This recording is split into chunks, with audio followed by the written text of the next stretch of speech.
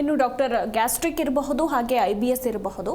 ಒಂದ್ಸಲ ಬಂದರೆ life long ಇರುತ್ತಾ ಈ ಒಂದು ಸಮಸ್ಯೆ, ಅಥವಾ ಸರಿಯಾದ ಟೈಮ್ಗೆ ಚಿಕಿತ್ಸೆಯನ್ನು ಪಡೆದುಕೊಂಡ್ರೆ ಸಂಪೂರ್ಣವಾಗಿ ಗುಣಪಡಿಸಿಕೊಳ್ಳಬಹುದಾ ಅಂತ?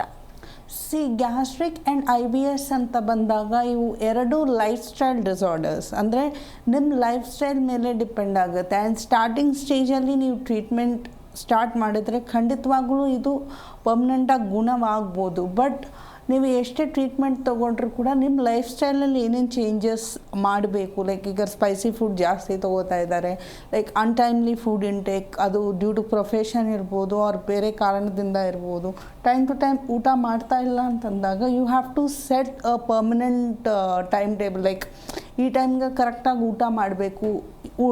ಈಚ್ ಮೀಲ್ಗೆ ಎಷ್ಟು ಗ್ಯಾಪ್ ಇರಬೇಕು, ಲೈಕ್ ಇವತ್ತು 9 o'clock ನಾವು ನಾಷ್ಟ ಮಾಡಿದ್ದೀವಿ, ನಾಳೆ 2 o'clock ನಾವು ನಾಷ್ಟ ಮಾಡಿದ್ದೀವಿ ಅಂತಂದರೆ ಅಂಥ ಟೈಮಲ್ಲಿ ನೀವು ಮೆಡಿಕೇಷನ್ ತೊಗೊಂಡ್ರೂ ಕೂಡ through your lifestyle there is a chance for gastric or IBS to come back. So ಯಾವ ಫ್ಯಾಕ್ಟರ್ಸಿಂದ ನಿಮ್ಗೆ IBS ಆಗ್ತಾ ಇದೆ ಅಂತ ನೋಡಿಕೊಂಡು ಆ ಫ್ಯಾಕ್ಟರ್ಸ್ನ ಪ್ರಿವೆಂಟ್ ಮಾಡೋದು ತುಂಬ ಮುಖ್ಯ.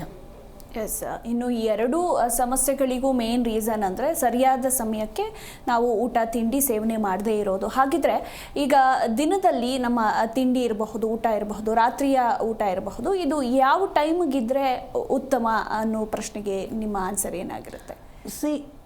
ಎವ್ರಿ 3 to 4 hours ಸ್ವಲ್ಪ ಆದರೂ ಊಟ ಮಾಡಬೇಕು. ಬಿಕಾಸ್ ಆರ್ ಡೈಜೆಷನ್, ಇವಾಗ ನೀವು ನಾಷ್ಟ ಮಾಡಿದ ತಕ್ಷಣ ಚೆನ್ನಾಗಿ ಅಗದು ತಿನ್ನಬೇಕು. ಈಗ ಇಲ್ಲ ನಾವು ಆಫೀಸ್ಗೆ ಹೋಗ್ಬೇಕು, ಈಗಿನ ಕಾಲ this generation is speed generation. ಅವರು ಟೈಮ್ ಸಾಕಾಗ್ತಿಲ್ಲ ಅಂತ ತುಂಬ ಬೇಗ ತಿಂತಾರೆ, ಸರಿಯಾಗಿ ಅಗದು ತಿಂತಾ ಇಲ್ಲ ಅಂತಂದಾಗ, ಬಿಕಾಸ್ ಚೂವಿಂಗ್ ಅನ್ನೋದು ಡೈಜೆಷನಲ್ಲಿ ಒಂದು ಇಂಪಾರ್ಟೆಂಟ್ ಪ್ರಾಸೆಸ್. ನೀವು ಕರೆಕ್ಟಾಗಿ ಚೂ ಮಾಡ್ತಾ ಇಲ್ಲ ಅಂತಂದಾಗ ಡೈಜೆಷನ್ ಬಿಕಮ್ಸ್ ಡಿಫಿಕಲ್ಟ್. ನೀವು ಕರೆಕ್ಟಾಗಿ ಚೂ ಮಾಡಿಕೊಂಡು ಸ್ವಲ್ಪ ಸ್ಲೋ ಆಗಿ ನೀವು ವಿತೌಟ್ ಎನಿ ಸ್ಟ್ರೆಸ್ ಚೆನ್ನಾಗಿ ಅಗದು ತಿಂದಾಗ ಅರ್ಧ ಡೈಜೆಷನ್ ನಿಮ್ಗೆ ಅಲ್ಲೇ ಆಗುತ್ತೆ.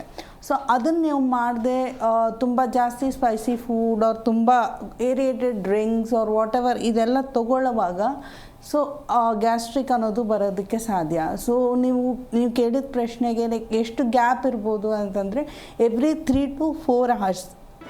ಜಿ ಕನ್ನಡ ನ್ಯೂಸ್ ಈಗ ನಿಮ್ಮ ಮನೆಯಲ್ಲೇ ನೋಡಿ, ಎಲ್ಲ ಕೇಬಲ್ಗಳಲ್ಲಿ ಈಗ ಲಭ್ಯ.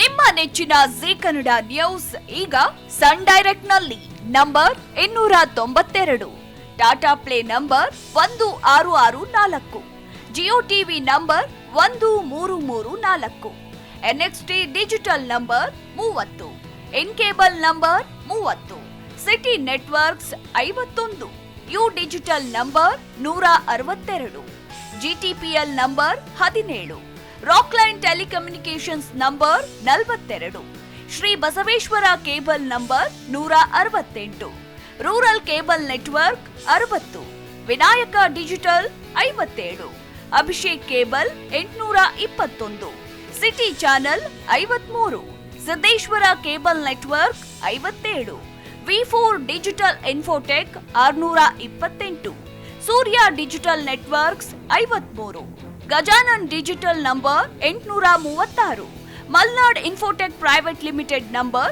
56, Metrocast number 830, Victory Digital number 167ರಲ್ಲಿ ನೋಡಿ ಆನಂದಿಸಿ.